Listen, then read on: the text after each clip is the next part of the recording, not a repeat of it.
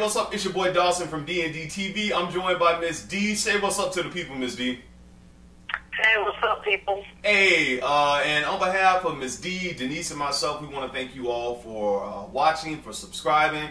We've been kind of busy and stuff like that, but we thank you for all the new subscribers we got. You know, much love to y'all. But we're going to jump right into this. Miss D, you know, Bishop T.D. Jakes has a new talk show, and it's doing pretty well. You know, I'm able to watch it, you know, and I really like what he has going on here. But one of the shows that really struck me, chord with me, is one of the shows he did with R&B sensation Angie Stone and her daughter Diamond.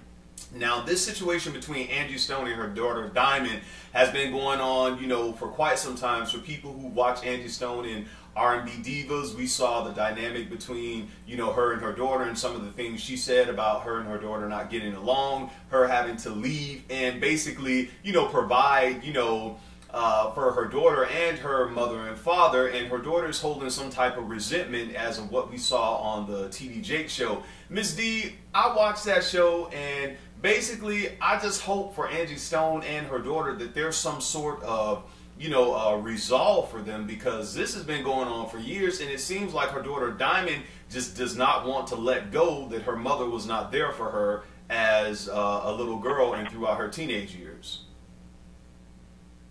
Yes, she seems to be holding on to a lot of animosity because of that, and also Angie does not seem to understand that because she was not involved in her daughter's life as she was growing up, that daughter does not have that level of a respect for her as a mother. Exactly. You know, she's not going to take criticism off of her. Exactly. Diamond is of age now that you can understand that if your mother was not there for you and you see the career that your mother chose, that she provided for you. And I'm just looking at it through my eyes. It's like, I just can get over stuff real quick. Okay, mama wasn't there, dad wasn't there, they went out to provide for me. I mean, how long are you going to keep throwing this up in your mom's face that, you know, you left me and I want to be a singer and I feel you should pour all your energy and time and effort in me, and it's me, me, me, me. It's like, you're a grown person now. At what point do you grow up and basically take the initiative to make your life work? I don't get that. Well, I don't think that is the case of her always throwing it up in her mom's face. From the T.D. Jakes clip, it's also, she doesn't like the criticism she receives from her mom. She Correct. feels that she's not good enough for her mom, that her mom criticized her harder, her mom, but she says that her mom is always talking down to her. So I think I think they're feeding off of each other. Correct. I agree with what you said. They're feeding off each other, Ms. D. But as a person like you and I, we both work with, you know, young adults. We work with parents, you know, and Denise does too. We work with kids, and we know that, you know, what kids experience in their young, you know, when they're children, sometimes they never forget, and sometimes kids, you have adults who are acting out things they experienced in their childhood. But at what point when you're an adult do you understand that, okay, maybe I'm not going to have a good relationship with my mom or my dad, and I just need to take it for what it is and move on? Or do you just continue to bring up, you know, you don't respect me, you don't do this for me, you don't do this for me? If the relationship has been this way for years and years and years, should you, at what point do you say, why am I looking for a solution? This is just how I'm going to be with my mom. This is how I'm going to be with my dad. Because I feel you're wasting your life trying to, you know, rectify something that obviously is not going to be solved. And exactly, and that's the way I am, you know. I don't work on unsolvable problems. Correct. That's the way you are. But there are a lot of people that cannot move past stuff, and they want that relationship. Like, boy, Angie Stone's daughter wants that relationship with her mother. Yeah. She wants it. She wants that relationship with her. Okay? And that is why they're going, and then she's Angie Stone's only child. So I'm pretty sure on some level Angie Stone wants that relationship with her daughter and her grandkids, but they cannot get along. Well, you know, Ms. D, her daughter wants to be a singer, and I think Angie was saying on the show, you know, and they did talk about this when Angie was on, you know, that the reality show too, how her daughter wants to be a singer, and, you know, Angie's daughter basically wants Angie to do for her what Angie's parents did for her, which is watch her children while she pursues singing And, you know, Angie helps her daughter, but she was saying she wants her daughter to want it just as bad because she knows the ins and outs of the music industry. And she even, you know, basically told her she wants her to take over because she's getting older and she's getting tired. So if somebody is basically saying, I want you to want it bad, but I don't see that you want it bad, and in this business, you got to work your behind off and you got to stay way above your game and you got to know what's happening before it even comes out. You got to just stay on your game, and she doesn't see that in her daughter. Why would she just go ahead and just basically throw her legacy or give, you know, what she worked hard for to her daughter when she knows that she's not going to work hard for it? And I think that's a lot of the resentment too. You know, I heard Angie when she said that I want for you to take over. I'm not sure that Angie's not ready to let go of her career yet. Correct. I actually don't believe that. Yeah. I don't. Angie's been in the game very, very, very long time. It's part of who she is. What else is she going to do Correct. when she retires? I don't think she's looking to pass the torch on to her daughter, but I don't think her daughter is living up to her expectations. I understand what Bishop Jakes was saying when he said, you know, you should honor her because this is, you know, your mother. I understand that, and I agree with you. That is an old school teaching, which is predominantly, especially in black churches, you know, they preach that. They preach that all the time. But here's the thing. What if, you know, working in the foster care system, and I've talked to my mom, and she's a down cold, holy roller Pentecostal person, and she always says, you know, well, why did this person do that? That's your mother. That's your mother. And my thing is, I tell my mom, do you know how it is when mothers are not good mothers? When your mother was on drugs, your mother was on crack, your mother ran after a man, your mother allowed a man to molest you, the mother went after, you know, different things and left her children down the road over people's houses, and now the children are turned out, and you have to look up in your mother and say, I'm this way because you were not a good parent. So just because you have a child, it doesn't make you a good parent. There are some kids, adults right now, who are going through mental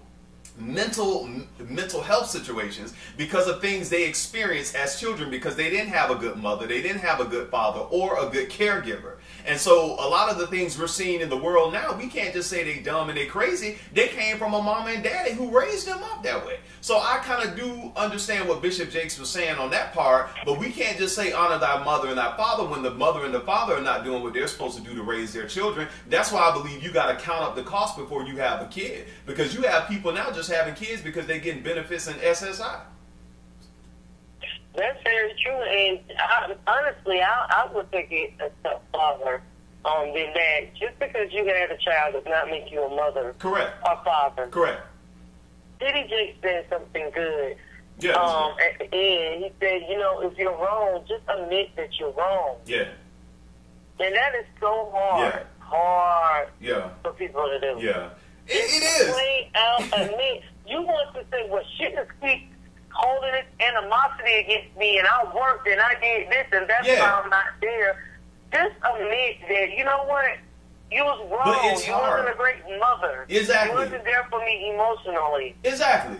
I've sat with family members too, and you know, in my job that I do, and it's hard for parents to admit that because they weren't there, that's the reason their child got molested, or because they were on drugs, you know, bad, you know, it's hard for them to understand that, you know, well, why is my son turned out? Well, when he was being molested in the streets and stuff while he was turning tricks, or why is my daughter this way? What they're doing now, what they saw you do when they were children. And it's hard for people to admit, okay, I was a bad mother, I was a bad father, I wasn't there, I did drugs, I was on the streets. Can you forgive me? You can't go back and, you know, straighten up the ills that were done, but you can move forward. And to move forward is just, you know, you have to be honest with yourself and admit that I did this and I was a bad father, I was a bad mother. Now let's see where we can move on from this. And I think that was a great thing that Bishop Jakes did by saying, you know, just admit to it that, you know, hey, I was wrong. And then let's move on from this. It won't heal everything, but it's definitely a start. It's definitely a start. It does something for you to admit that you was wrong. Correct.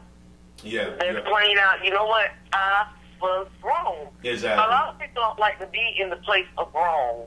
Yeah. That's just a fact. They don't want to be there. Yeah. Not in wrong, you know, and a lot of people would not admit that they are wrong. Exactly. Exactly.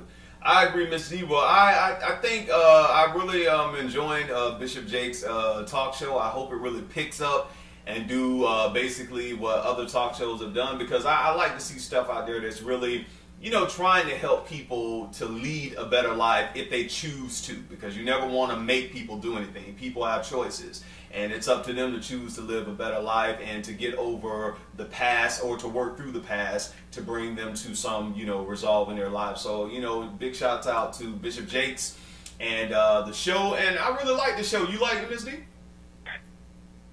Well, you know how I feel about talk shows, oh, yeah. So we're gonna leave it there. I ain't gonna let you go there. I know how you feel about Ms. D. Does not like anything that's self-help. I love all that kind of stuff, because I think that's why I work in the field I do now, because I think in instances like Diamond and Angie, when people do not get that kind of support, you know, that self-help or knowing who they are, self-esteem, they grow up as adults in life, and they just have a chaotic life. And so I acknowledge that it is needed, but you know, for me, I feel like if you continue to grow as an adult, just continue to grow. Don't never get to a place where you are not. And what I mean by grow, I'm not just talking about financially or I'm talking or emotionally. I'm talking about grow in logic, grow in common sense, right. grow in intelligence. Always find something new to learn.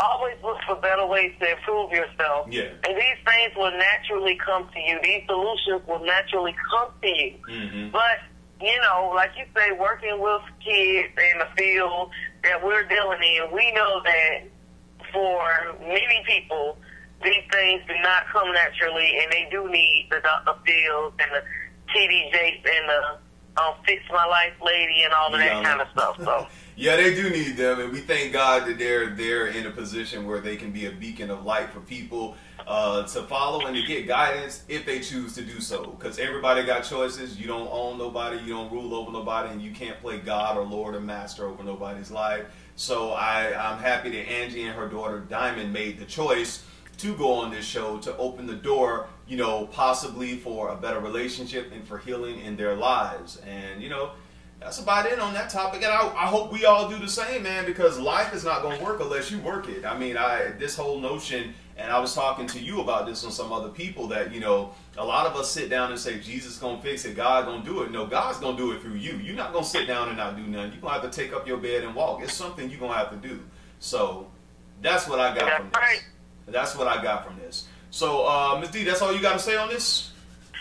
Yeah, I think I'm tapped out on this conversation. I know I'm tapped out too. On behalf of Ms. D, Denise, and Dawson, thank you all for watching. Take care of yourself, y'all. Let's live a better life, a healthier life, a wealthy life. Life is good right now, and let's just make the most of it. Till next time, exactly. Peace. Yeah, take care.